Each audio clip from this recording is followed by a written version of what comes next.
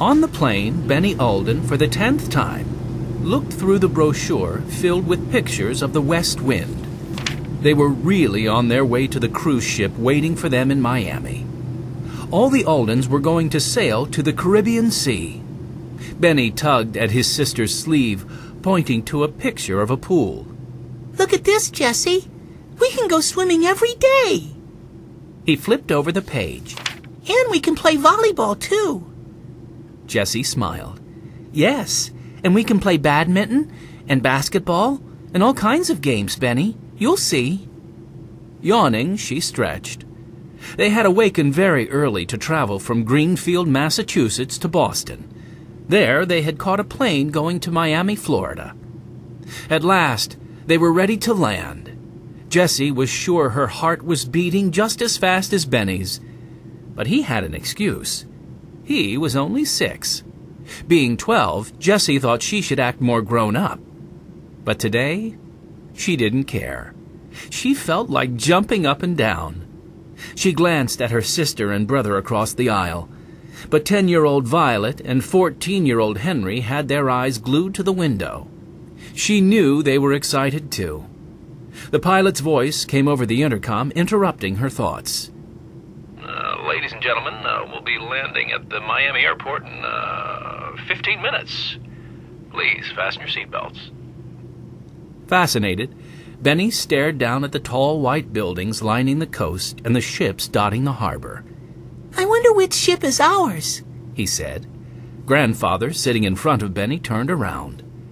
The west wind will be waiting for us at the wharf, Benny. Benny bounced up and down.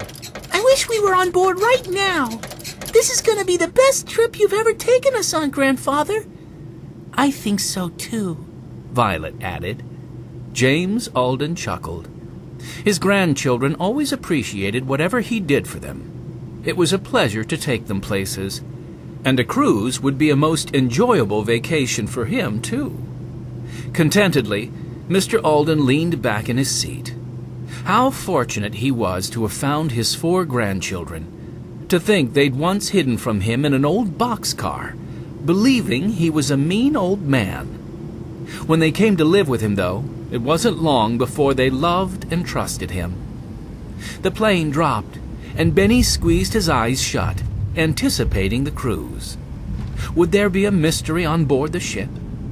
It seemed that wherever they went, something mysterious happened. When the plane had landed and taxied to a stop, the Aldens walked down the steps. In the distance, a small bus with the words American Cruise Lines on it was waiting for them. After boarding the bus, Violet sat next to Jessie. Suddenly, her hand flew to her cheek. Oh, I think I forgot to pack my sneakers. Jessie shook her head. No, Violet. I saw you put them in your bag. Violet sighed with relief. Oh, good. I know I packed my best dress, shorts, pants, 2 bathing suits, and 4 tops. Well, that's plenty, Jessie replied. There's a laundry room on board, so we can do at least 1 washing. The bus rumbled down to the docks and stopped with a jerk. Here we are, folks, the driver said, opening the door. All out for a cruise of a lifetime. Benny leaped up and hurried down the aisle. Thanks for the ride, mister. Once outside, he stopped dead still, his mouth dropping open. The west wind is beautiful. He bent his head back to look up at the huge ship, his eyes scanning the gleaming white hull from stem to stern. A red smokestack loomed above the 3 main decks, and toward the bow the American flag fluttered smartly in the breeze. People on board leaned over the railing and waved. Enthusiastically, Benny waved back. Henry stood beside Benny, his hand resting lightly on his brother's shoulder. Isn't it something, Benny? We're going to have a great time. You said it, Benny answered. A man in a white uniform smiled at them and motioned them to come aboard. Grandfather went first, followed by Jessie, Henry, Benny, and Violet.